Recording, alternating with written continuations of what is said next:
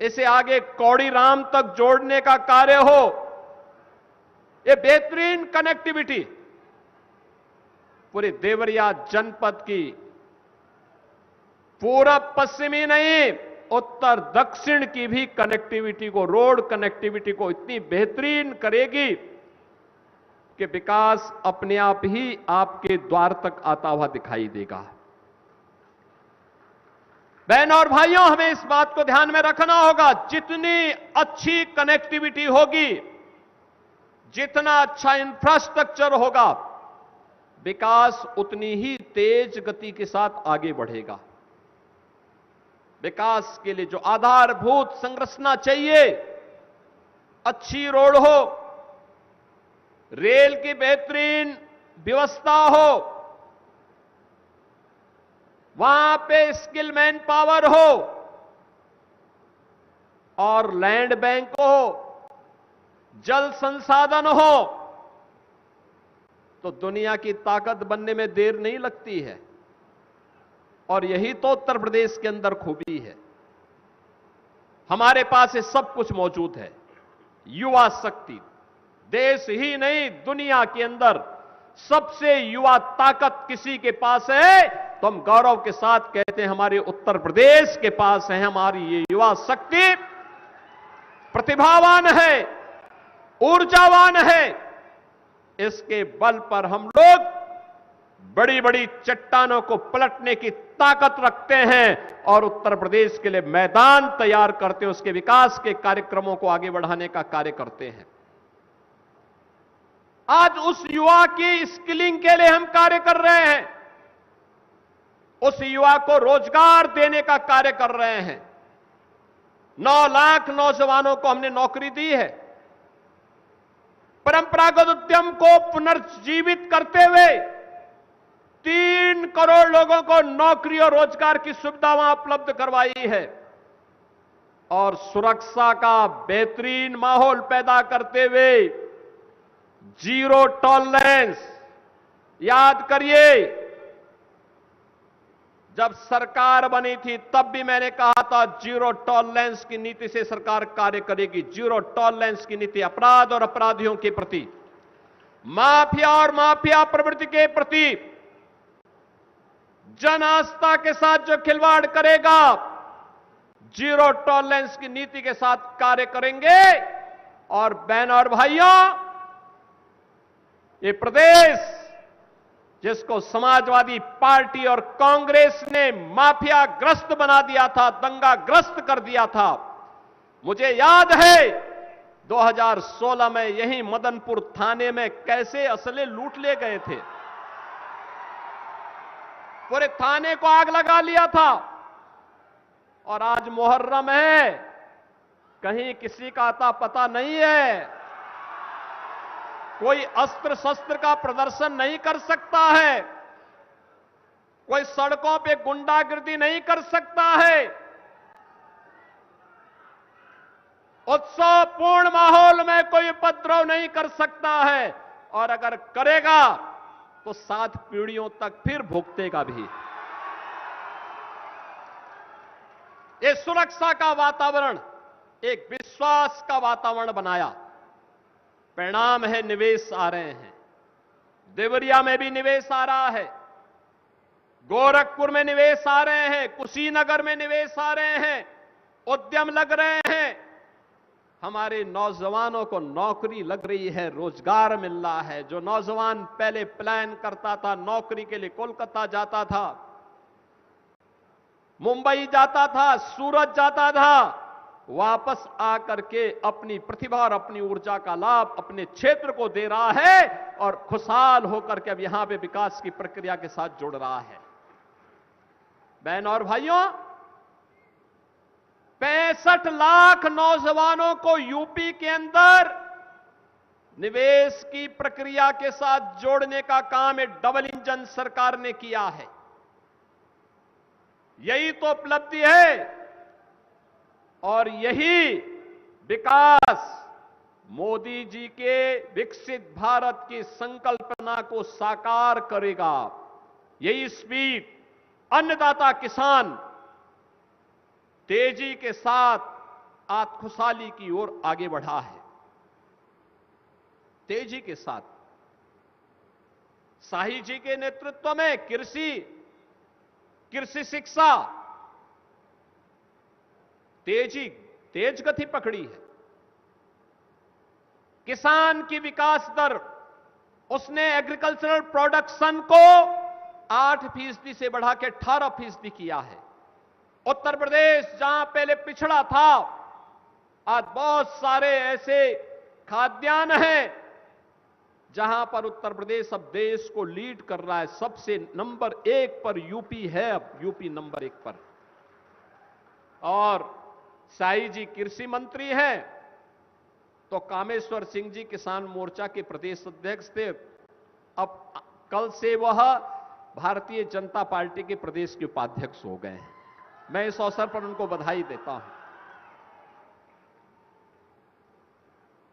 बंधु उपेंद्र सिंह भी लगे रहते हैं किसान मोर्चा के कार्यक्रमों में, लगातार खेती बाड़ी कैसे करना है।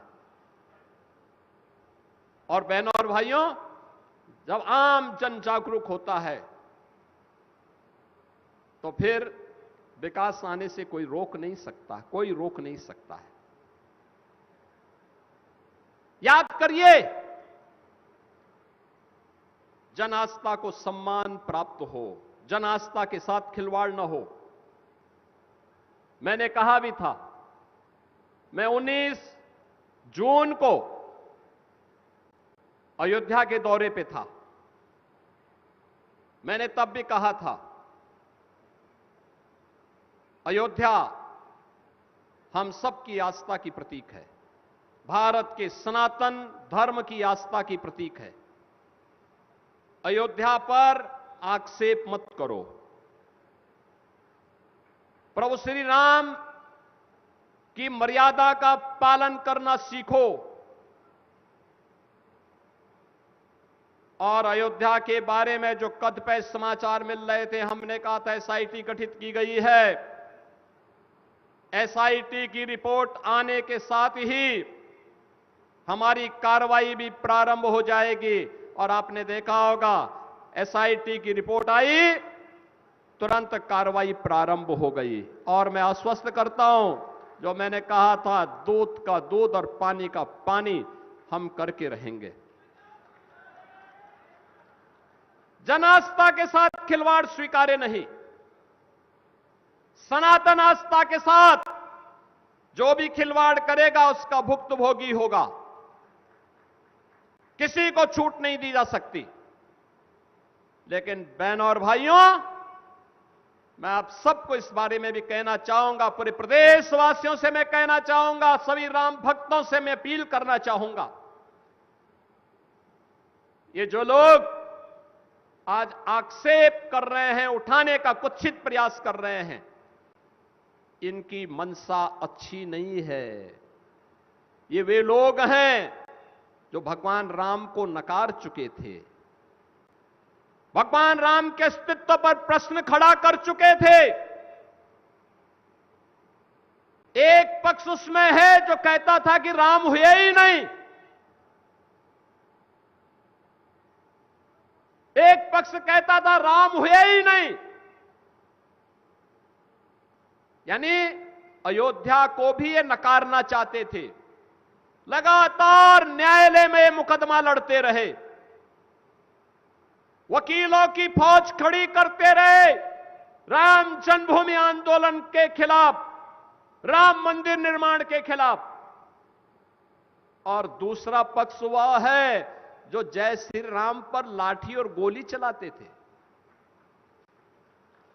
यानी भगवान राम का नाम लेने पर जो लोग गोली चलाते थे, आज वे कहते हैं कि आस्था के साथ खिलवाड़ हुआ। अरे आस्था तुम बताओगे हमें आस्था? रामनवमी पे दंगा करवाते थे, श्री कृष्ण जन्मोत्सव को बैन करते थे, कावड़ यात्रा को नहीं निकलने देते थे, दुर्गा पूजा में दंगा करवाते थे। लार का दंगा तो सबको याद है ही। बहन और भाइयों, ये लोग कहते हैं आस्था के साथ खिलवाड़ हुआ। इनके काले कारनामों का चिट्ठा जब खुलता है, याद करिए कांग्रेस ने देश को लूटा ही नहीं था, नोचा था। बेईमानी और भ्रष्टाचार के कीर्तिमान स्थापित किए थे।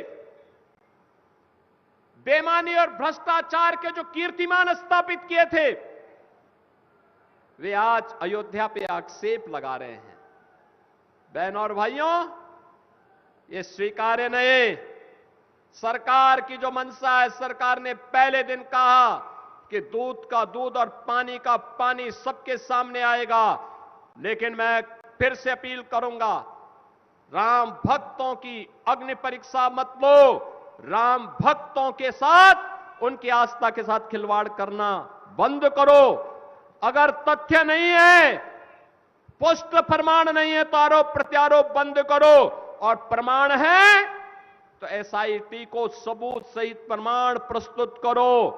एसआईटी की सिफारिश के अनुरूप सरकार कार्रवाई को आगे बढ़ा रही है, और जब वरिष्ठ अधिकारियों की टीम कार्य कर रही है तो उसमें फिर राजनीतिक बयानबाजी बंद करें।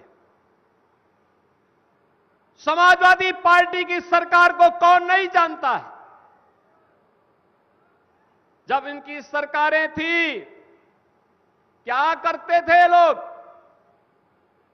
नौजवानों के लिए आने वाली नौकरियों में पैसा वसूली करते थे।